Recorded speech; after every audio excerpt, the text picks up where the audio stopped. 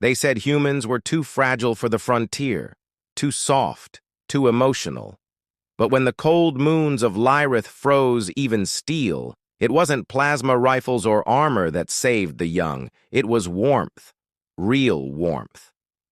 In the ruins of a shattered colony, one human woman knelt beside 5 trembling alien cubs and did something no protocol ever mentioned.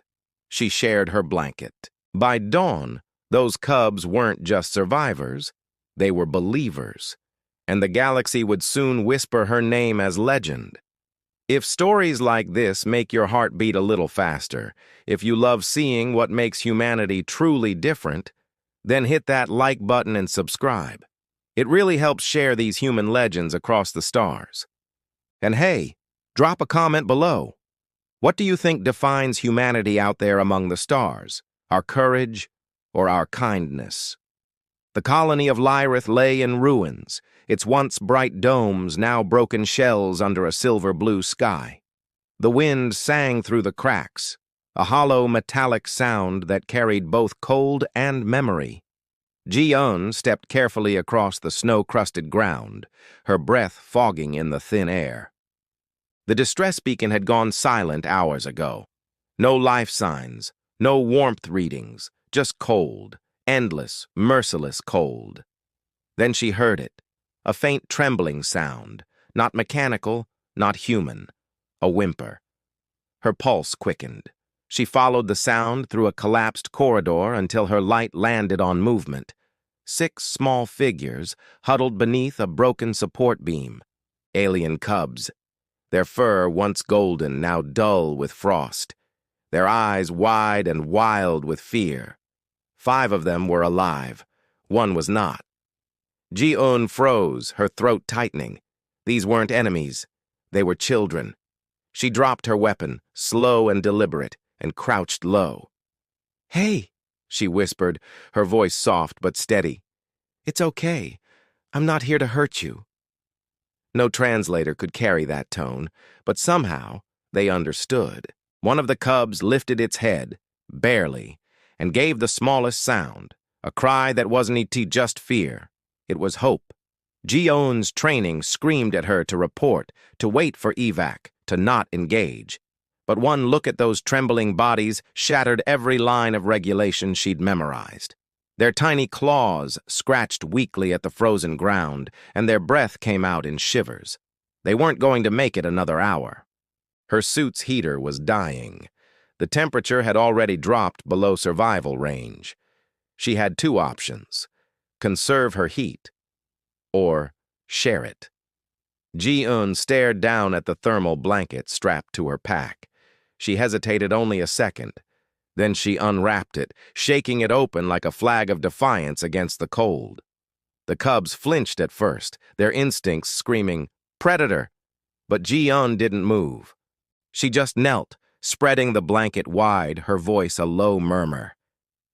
"It's warm," she said softly. "Come on." The smallest one, barely breathing, crawled forward. Then another.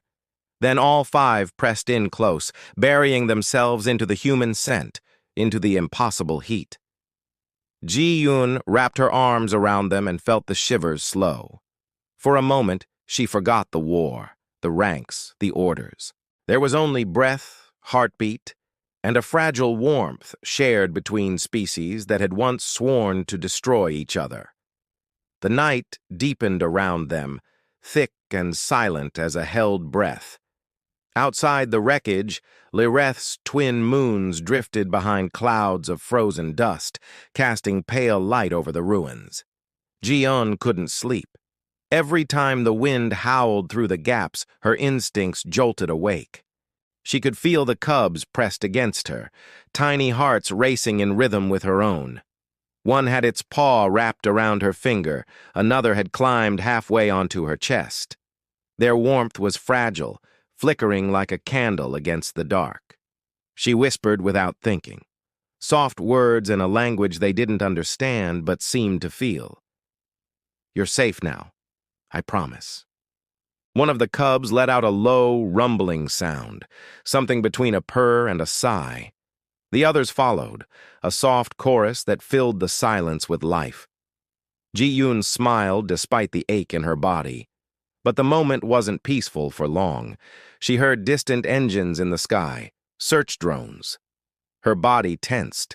If the alien patrols found her here, with their young in her arms, they'd call it betrayal, treason. Ji-Eun didn't move. She just held the cubs tighter, whispering to the stars, "Not tonight." Dawn crept across Lyreth like a secret, slow, fragile, golden. The cold began to retreat, and with it came the first sounds of life returning to the dead colony. Ji-Eun's breath caught as she opened her eyes to find 5 pairs of alien ones staring back, wide, curious, alive. One cub, bold and small, had decided sometime in the night that her head was the best place to sleep. Its soft fur tickled her forehead, and for the first time in days, she laughed. A quiet, disbelieving laugh that misted in the early light. The patrols arrived minutes later, shadowy figures in armor, their weapons gleaming in the dawn. Ji-Eun didn't stand or raise her hands. She just sat there, wrapped in her blanket, with the cubs nestled around her. The alien commander stopped short. The sight froze him where he stood. The enemy humans surrounded by their offspring, protecting them with nothing but her body and a strip of worn fabric. No words passed. None were needed. Ji-Eun reached down and stroked one cub's head gently. "See?" she whispered, smiling faintly. "Told you the sun would come back." And for the first time, an alien soldier lowered his weapon. By midday, the story was already moving faster than any ship. Soldiers whispered it first, then the medics, then the scouts who had seen it with their own eyes.